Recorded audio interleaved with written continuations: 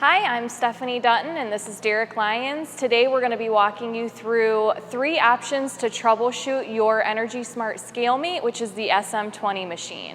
The first thing to look at whenever you're troubleshooting the GFCI is the actual box itself. So the first thing you always want to do is turn the power to the machine off. The power button is right on the right side here. Make sure the red light goes off.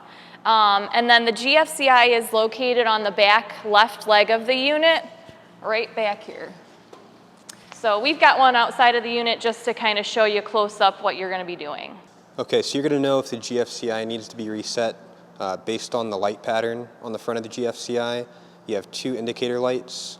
This one is going to be green, and it will stay green while everything's okay. This red light will come on, and the green light will actually turn off when the GFCI needs to be reset.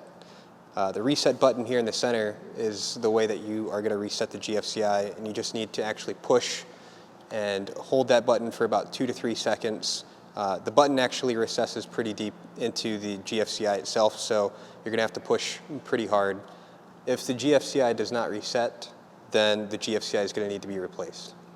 But once the GFCI has been reset, you want to go ahead and turn the unit back on. If the unit does not turn back on, and it trips the GFI again, then you have a short somewhere else in the machine, or some kind of component has gone bad. At that point in time, you'll need to remove the cover off the machine and then try disconnecting some of the components inside one at a time until you can determine which component is causing the failure. In order to remove the cover to expose the electrical box, there are 4 bolts you'll need to remove, 2 on the left and the right, and 2 on the front. And those you'll remove with a 5/16 wrench.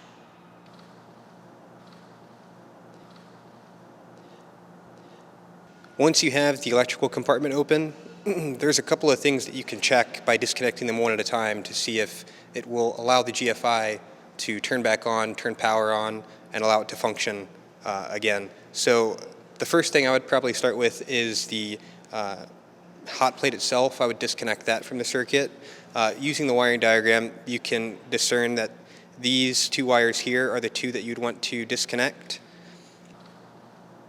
Before you start to disconnect any component, make sure the power is turned off and it's unplugged from the power source. And then once you have the wires disconnected, go ahead and throw some kind of terminal or a wire nut, wire tape, on the wires themselves. At this point in time, you would reconnect the power, turn the unit on, check to see if the GFCI has tripped. If it has not, then you have found your error or your problem. And if it still has, if it has tripped again, you'll want to turn the unit back off, disconnect power, reconnect the wires that you disconnected, and then move on to the next component. Other components that you'd want to try disconnecting or could be problems for the machine would be the circuit board itself. You can disconnect just the power leg which goes to this circuit breaker here, and then run through the same process.